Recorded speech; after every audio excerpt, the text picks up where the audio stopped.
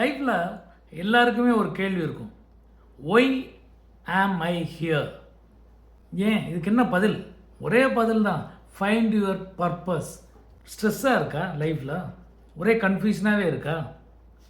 Only one reason, yes, purpose is missing. பர்பஸே தெரியாமல் ஓடிக்கிட்டு இருக்க லைஃபு பிஸியாக இருக்கலாம், ஆனால் பீஸ்ஃபுல்லாக இருக்காது. ஈவன் வெற்றி கிடைக்கலாம், அதில் ஒரு சந்தோஷம் இருக்காது, அதில் ஒரு எம்டி தான் கிடைக்கும்.